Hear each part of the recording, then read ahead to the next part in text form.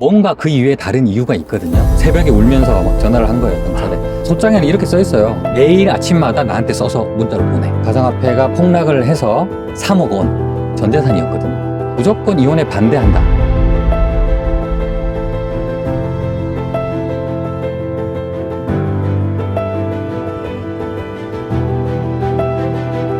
안녕하세요. 푸르른 날 채널의 최동원 변호사입니다. 주식이나 뭐 가상화폐, 뭐 부동산 이런 여러 가지 투자 상품에 투자를 하시는 분들이 많이 계실 텐데요. 오늘은 그 투자로 인해서 이혼에까지 이르게 되었던 한 부부의 사례에 대해서 얘기를 나눠볼까 합니다. 네, 그러면 블로그 사례 간단히 부탁드립니다. 요새 이제 가상화폐 투자하시는 분들이 많이 계신데요.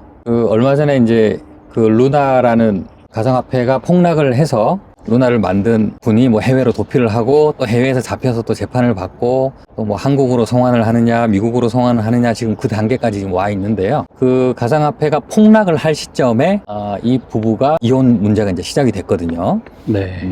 결혼한 지 얼마 되지 않았고 아이를 출산을 하고 이제 부인이 산후조리원에 들어가 있는 그런 상황에서 갑자기 루나가 폭락했다 라는 뉴스가 터진 거예요. 그런데 이 남편이 거기다가 3억을 투자해요. 결혼 갓 한 이 남성 입장에서 3억 원 전 재산이었거든요. 그렇죠.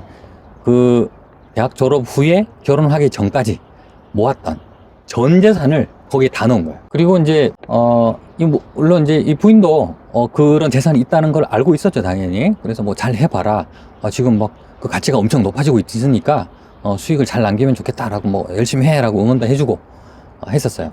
예상과 다르게 갑자기 폭락했다 라는 뉴스가 뜨니까 이 남편이 정신이 어떻게 했어요? 혼비해졌겠죠. 네, 정신이 나갔죠. 네. 그래서 한 며칠 동안은 정신을 못 차리고 그 한 10여 년 이상 그 모았던 전 재산이 한순간에 날아갔다는 거를 받아들이지를 못한 거예요. 그래서 거의 뭐 정신 이상자처럼 며칠을 지내다가 물론 산후조리원에 가지도 못했죠. 그러다가 이분이 이제 정신이 좀 어떻게 됐는지 자기가 죄를 졌다고 뭐 경찰에 또 자수를 한 거예요. 아, 네. 네. 무슨 죄를 졌냐? 뭐 이렇게 총각대 운영하던 사업체들이 이제 몇 가지 있었는데 그 중에 뭐 몇 개를 팔고 물론 개인 사업체였으니까 그 돈을 이제 받았는데 그걸 개인 통장이 아니라 지금 요 운영하고 있는 법인 통장에 넣어놨던 거예요. 네. 법인 통장에 있던 돈을 전부 가상화폐로 이렇게 싹 투자를 했거든요. 그런데 개인 돈이잖아요. 이게 개인 돈인데 이분은 뭐 그런 걸 모르고 어쨌든 법인 계좌에 있던 돈이 3억 원을 내가 횡령했다. 이렇게 생각한 거예요. 그래서 내가 횡령죄를 저질렀으니까 나를 처벌해 주세요라고 막 새벽에 울면서 막 전화를 한 거예요, 경찰에. 지금 생각하면 이제 정상적인 그런 판단을 할 수 없는 상황에서 그렇게 한 거죠. 네. 그렇게 하고 이제 뭐 수사가 개시가 된 거죠. 네. 그런데 이제 그게 그냥 끝났으면 좋은데 이게 경찰에서 이거 죄가 된다. 그래서 이제 검찰로 넘어가고 이제 검사가 막 이렇게 불러서 막 조사를 하고 이제 이런 단계까지 간 거예요. 아, 네. 네. 그 와중에 이제 와이프가 알게 된 거죠. 그래서 와이프 입장에서는 믿었던 남편이 전 재산이 다 날아갔네? 그리고 3억 횡령했으니까 3억 그거 회사에 갚아야 되는데 빚이 3억이 늘었네? 그 빚 어떻게 갚을 거야? 그 빚 내가 나눠 갚아야 돼? 이런 생각을 하게 된 것 같아요. 겁을 먹은 거네. 네. 그랬더니 갑자기 이제 이 부인이 이혼 얘기를 하기 시작한 거예요. 이혼하자. 다른 이유는 전혀 없었어요. 그냥 루나 폭락해서 이 남편이 해롱해롱 하고 있으니까 부인이 안 되겠다, 이혼하자. 이제 이렇게 나온 거고 남편은 이제 조금 있다가 이제 정신을 차렸어요. 정신 차렸더니 이제 뭐 부인이 이혼하자 그러니까 아니 이제 뭐 열심히 해보겠다. 열심히 해서 우리 같이 좀 해보자. 애도 태어났으니까 같이 하자 그랬더니 남편 이제 부인은 당신하고 살 수 없다 라고 한 거예요. 그래서 산후조리원 나와서도 집에 와서도 각방 쓰자 이렇게 된 거예요. 그래서 이제 이 남편이 이제 정상적인 회사 운영도 못하고 하니까 다 정리하고 건설 현장에 뭐 일용직 뭐 근로도 하고 할 수 있는 건 막 닥치는 대로 다 한 거예요. 돈이 하나도 없기 때문에. 네. 심지어 뭐 이렇게 고시원 월세 낼 돈도 없을 정도로 그렇게 어려움에 빠진 거예요. 그래서 이제 밖에서 막 일하다가 주말 되면 이제 집에 들어가서 애기 좀 보고 이렇게 몇 달을 했는데 이제 와이프가 갑자기 당신 이혼하기 싫어? 그러면 우리 부부 상담 받아 라고 하는 거예요. 그래서 네. 좋아. 그래서 이제 부부 상담하러 갔더니 상담하러 갔다 와서 부인이 첫 번째 한 요구가 당신이 지금까지 잘못한 거 매일 아침마다 나한테 써서 문자로 보내 라고 한 거예요. 근데 이게 생각해 봤더니 같이 잘 해보자는 게 아니고 마치 뭔가 이혼 소송을 하기 위해서 증거 자료를 수집하는 듯한 그러네요. 그런 느낌을 이제 딱 받은 거예요, 남편이. 그래서 그거는 좀 너무하지 않냐. 그랬더니 와이프가 안 그러려면 집에 들어오지 마. 이렇게 하면서 이제 주말에 집에 갔더니 문을 안 열어주는 거예요. 번호 바꿨으니까 들어오지 마. 근데 그 집이 사실 와이프 명의의 집이었어요. 네. 근데 이 남편 입장에서 억울한 건 뭐냐면 그 집 사는데 돈을 보탰단 말이죠. 네. 총각 때 자기 살던 전셋집 빼가지고 뭐 몇 억인가를 이 집에 사는데 보탰어요. 네, 보태서 이제 와이프는 그 돈 받아가지고 이제 대충 받고 했거든요. 근데 뭐 내 집이니까 들어오지 마. 이렇게 돼버린 거죠. 이제 쫓겨나서 그게 이제 뭐 크리스마스 때부터 이제 막 아주 우울한 12월을 보냈죠. 그러고 이제 조금 있다가 밖에서 이제 고시원 생활을 어렵게 하고 있는데 와이프한테서 이혼 소장이 날아온 거예요. 이제 충격을 받았겠죠. 그런데 참 안타까운 거는 이제 와이프가 너 당신 때문에 이혼하게 됐으니까 위자료 내놔라. 이 양육권은 갖고 갈 테니까 양육비 내놔라. 뭐 이런 요구를 했던 거예요. 네. 재산 분할 청구는 없었어요. 네. 재산은 그냥 자기가 가지겠다는 거죠. 네.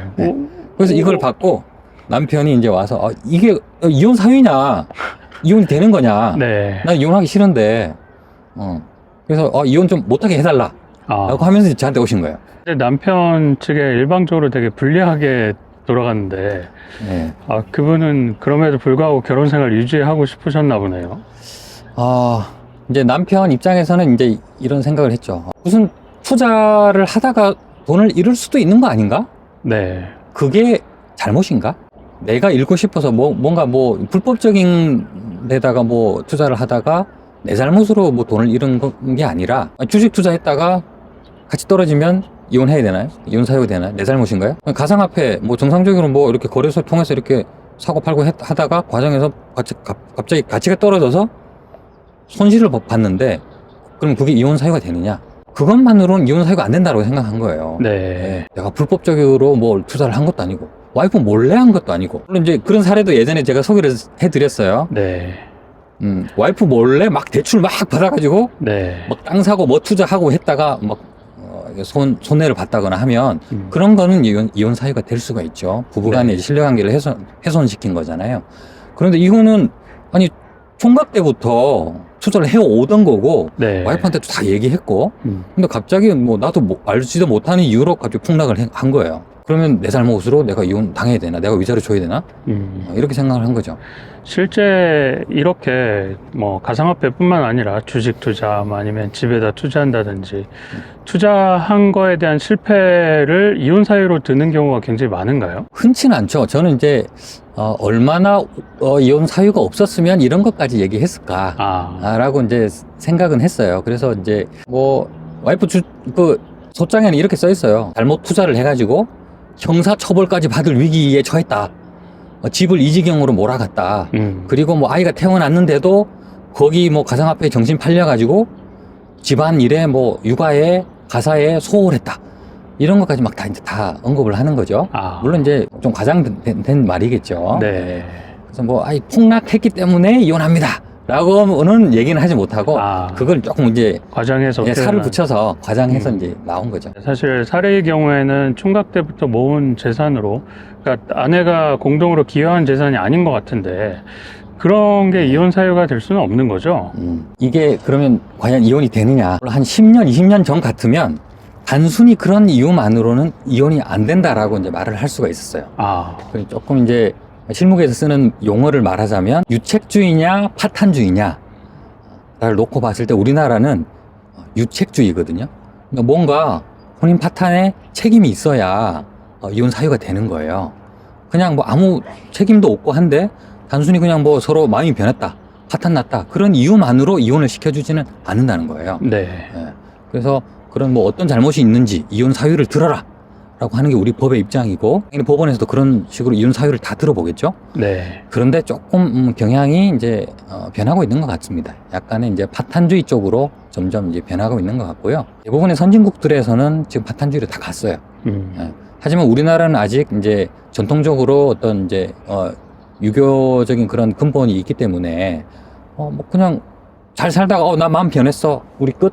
이렇게 한다고 이혼을 시켜주는 게 맞느냐 그런 이제 고민이 있거든요. 네. 그래서 그런 경우까지 그런 경우에 뭐 유책성이 전혀 없는데도 이혼을 시켜줄 수는 없다. 이제 판단이 지금도 원칙이긴 합니다. 하지만 네. 그 원칙이 조금씩 이제 허물어지고 있고, 그거 이외에 이미 이제 부부가 별거를 하고 있고 마음이 이미 떠났어요. 법원 입장에서는 이거를 뭐 이혼 기각을 시킨다고 한들 재결합을 하겠느냐. 그 부인이 그러면 이혼 기각됐으니까 남편 옛날로 돌아갑시다. 들어오세요. 이렇게 하겠느냐는 거예요. 그렇게 하지 않는다는 거죠. 그러면 판결이 무용지물이 되는 거죠. 법원 입장에서도 고민할 수밖에 없죠. 먹히지 않는 이런 판결을 현실과 다른 현실과 동떨어진 판결을 내고 싶지는 않거든요. 네. 예. 그래서 어쩔 수 없이 이혼 사유를 찾습니다. 찾아서 가급적이면 이제 이혼을 하라는 쪽으로 흘러가는 경향이 있는 것 같습니다. 네. 그래서 그 점을 제가 이제 남편분한테도 말씀을 드렸어요. 무조건 이혼에 반대한다. 책임이 없다. 그게 통할 수도 있지만 통하지 않을 수도 있다. 이혼이 될 수도 있습니다. 네. 다만 이제 뭐 큰 잘못이 없기 때문에 위자료를 뭐 지급하거나 그러지는 않겠지만 이혼은 될 수도 있습니다. 그걸 제가 말씀드렸죠. 그렇게 되면 무슨 문제가 생기느냐? 나는 이혼문에 반대만 하다가 결국 이혼 판결 받고 끝나버리는 거예요. 그러면 무슨 문제가 남죠? 재산 분할 문제가 남는 거예요. 재산 분할은 하나도 안 되고 이혼은 끝나버렸어요. 네. 물론 재산 분할은 이혼된 다음에 2년 안에는 청구를 또 할 수 있습니다. 그럼 별소를 또 해야 되는 거죠. 네. 이제 소송을 2개를 또 해야 되니까 번거롭죠. 네. 비용과 시간이 많이 드니까. 그래서 제가 이제 말씀드렸어요. 이혼 기각 가능성이 100%는 아닙니다. 그런데도 이 주장을 계속 고수하시렵니까? 그렇겠다면 뭐 그렇게 해드리는데, 만약에 이제 그렇게 하실 경우 이런 문제점이 있다. 고민해 보시라고 그랬더니 결국 마음을 바꾸셔서 그러면 나도 마음 접겠습니다. 이렇게 얘기하더라고요. 사리 속 이야기를 좀 들어보면 사실 아내분은 악인 역할 같은데 영화 속에서 오히려 제가 보기에는 그냥 일반인 관점에서 보기에는 남편이 억울한 상황이 된 것 같은데 막 집에도 못 들어가고. 예. 그러면 오히려 아내에게 약간 위자료 청구할 수 있는 방법은 없나요? 네. 그래서 이 남편분이 이제 입장을 바꾸시고 반소를 제기를 했습니다. 반소는 이제 이혼하자. 그리고 위자료를 내가 받겠다. 그리고 재산 분할도 해달라. 이런 청구를 반소로 하게 됐고요. 근데 이제 위자료는 이제 제가 누차 말씀드리다시피 액수가 크지가 않아요. 뭐 실무상 최대 한 3천만 원 정도에서 형성은 되어 있습니다. 네. 물론 최근에 뭐 어떤 모 그룹의 회장님은 뭐 억대 위자료 이렇게 나오긴 하지만 네. 그건 아주 예외적인 사례입니다. 보통은 그러지 않고요. 많이 나와야 3천만 원 정도인 거고요. 뭐 가끔 예외적으로 5천만 원 이렇게 나오기도 하는데 3천만 원 정도다라고 말씀드릴 수가 있어요.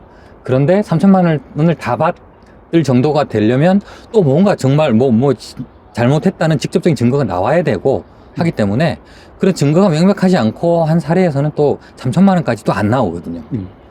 조그만, 물론 작은 금액은 아니지만 재산 분할에 비해서 크지 않은 그런 액수이기 때문에 크게 신경 쓰지 마시라고 제가 말씀드려요. 근데 일반 분들은 거기에 집중을 하시거든요. 위자료에. 네, 1천만 원 막 이렇게 되는 데다가 재산 분할은 막 억대가 되는데 근데 사실은 이제 뭐 위자료 얘기하면 거기에 이제 감정이 상하니까 네가 살인지 내가 살인지 거기 집중을 막 하시는데 그건 사실 경제적인 가치로 따지면 요만한 거밖에 안 되는 거예요. 그러네요.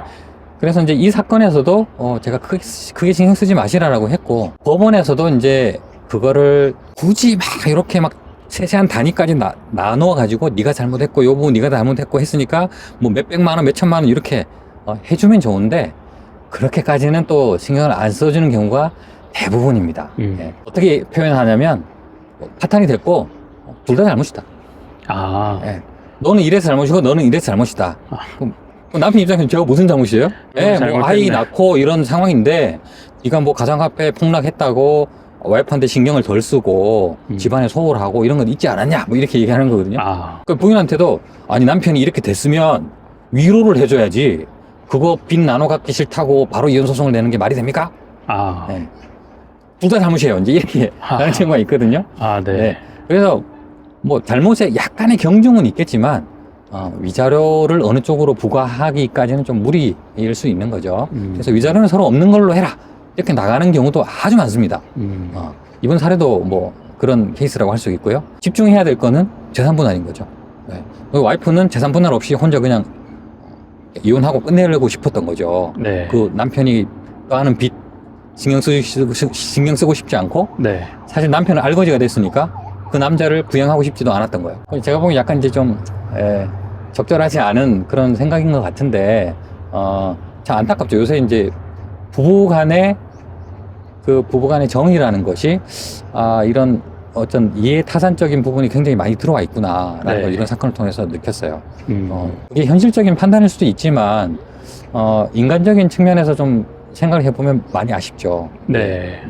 그런 불쌍한 남편은 거둬들이고 다시 다독여서 재기할 수 있게 좀 도와주고 이렇게 하면 참 좋지 않았을까라는 생각이 드는데 그렇지 네. 못했고요. 재산 분할은 남편은 재산 분할 당연히 받았겠죠. 네, 그렇게 해서 마무리가 됐습니다. 네. 그 가상화폐든 아니면 주식 투자든 투자 때문에 갈등이 빚어진 부부들에게 조언이 있다면 좀 네. 부탁드립니다. 이 투자 실패로 인해서 이제 이혼하시는 부부들이 이제 굉장히 많으시거든요. 투자해서 실패했다. 그 자체만으로 반드시 이혼이 되는 건 아니라는 건 제가 말씀드렸어요. 뭔가 그 이외에 다른 이유가 있거든요. 아내 몰래 뭐 투자를 했다. 몰래 대출을 받아서 뭐 그 돈으로 투자를 했다. 아니면 뭐 불법적인 데다가 투자를 했다.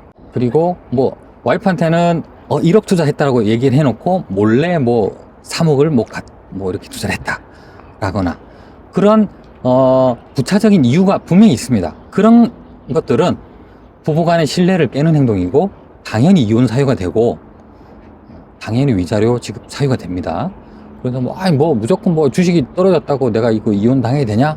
그렇게 생각하시면 또 안 된다는 거예요. 그 이외에 다른 또 이제 잘못을 했을 수가 있으니까 그런 것들을 좀 잘 생각하셔야 될 것 같아요. 그래서 이제 뭔가 투자를 하시거나 하실 때는 꼭 부부간에 같이 상의를 하고 합의하에 진행하셔야만 뭐 책임을 분담하거나 이혼 사유로 이렇게 몰린다거나 하는 그런 거를 피할 수 있을 것 같습니다. 예, 오늘은 이제 가상화폐 투자로 인해서 이혼하게 된 어떤 부부의 얘기를 한번 들려드렸는데요. 투자 상품에 대해서 투자를 하거나 어떤 진행을 할 때 어떤 점을 주의해야 될까 하는 것들을 제가 이 영상에서 같이 말씀드렸으니까 그 부분들을 잘 참조하셔서 문제가 생기지 않도록 잘 진행을 하셨으면 좋겠습니다. 감사합니다.